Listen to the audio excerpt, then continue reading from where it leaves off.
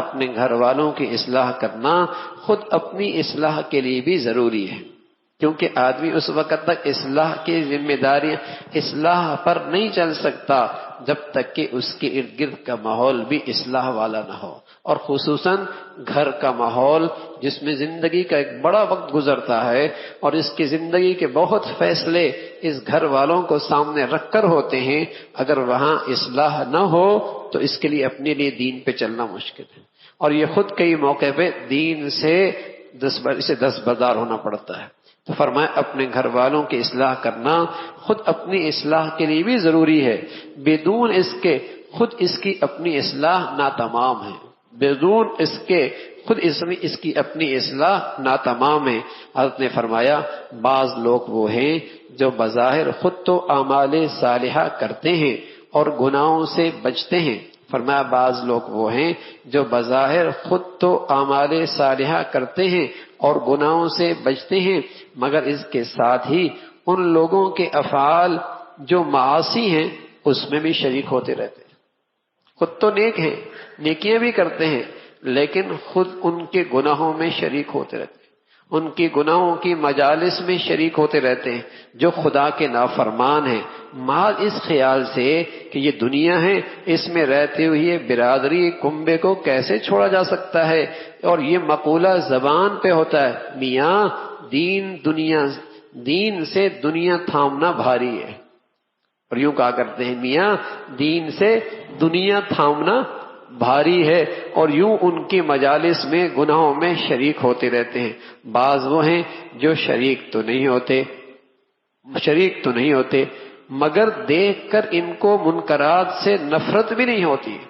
ان میں شیر و شکر ملتے جلتے رہتے ہیں، یعنی روزانہ کھانے پینے میں ان سے کوئی پرہیز نہیں کرتے، حاصل یہ ہے اپنی کسی برتاؤ سے اس پر ان گناہوں پر نفرت کا اظہار نہیں کرتے،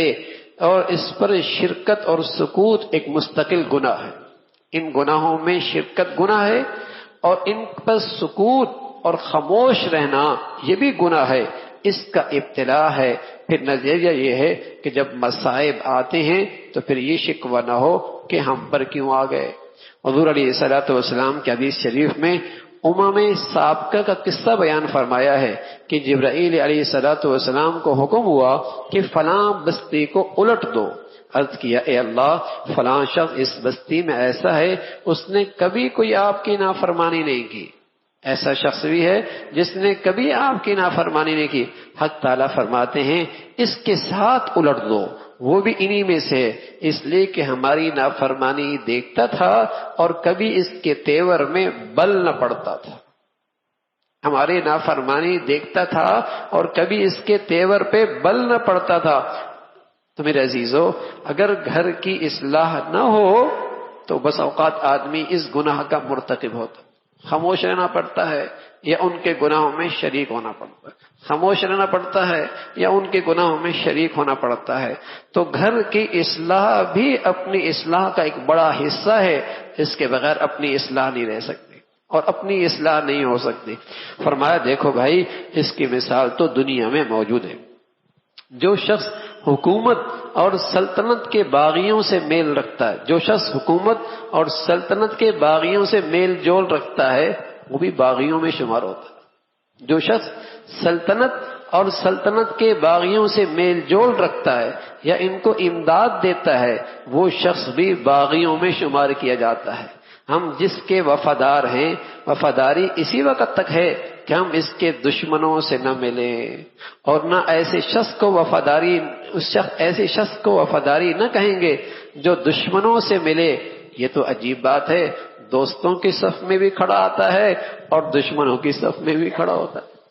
یہ تو عجیب سی ضدین بات ہے، دوستوں کی صف میں بھی کھڑا ہوتا ہے دشمنوں کی صف میں بھی اٹھتا بیٹھتا ہے، دونوں کو جمع کرنا یہ ایسا ہی ہے جیسے کہ یہ دونوں میں شامل ہے۔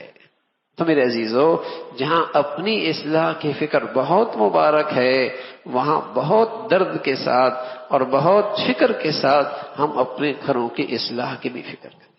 ہم اپنے گھروں کی بھی اصلاح کی فکر کریں، جیسے اللہ ہمیں موقع نصیب فرماتا ہے ان مجالس میں آنے کی، مساجد میں آنے کی، ایسی اپنے گھروں کی عورتوں کی بھی اور اپنے بچوں کی بھی اس کی فکر ہو کہ وہاں بھی تعلیم ہو، وہاں بھی تعلیم کا حلقہ ہو۔ 10 منٹ 15 منٹ اپنے گھر میں تعلیم کرائی جائے، 15 دن میں 20 دن میں کسی جسے کہیں گے دین کی مجالس میں لے جائیں اور انہیں درس سنوائیں، انہیں دین کی بات سنوائیں۔ کہیں اور ایسا موقع مل جائے وہاں ان کو ماحول میں جوڑیں۔ یہ ذمہ داری بھی گھر کے مردوں پر ہے، یہ ذمہ داری بھی گھر کے مردوں پر ہے۔ اگر باپ کے ذمے بیٹے کو کھانا پلانا ہے اور باپ شوہر کے ذمے بیوی کی ضروریات مادی پوری کرنا ہے، تو اس سے زیادہ باپ کی اور شوہر کی ذمہ داری ہے کہ اپنی بیوی کی اور اپنے بچوں کی دین کی فکر کرے۔ یہ اس سے بھی زیادہ ضروری ہے، اور یہ فریضہ بھی اس سے استفادے میں ثواب ہوگا۔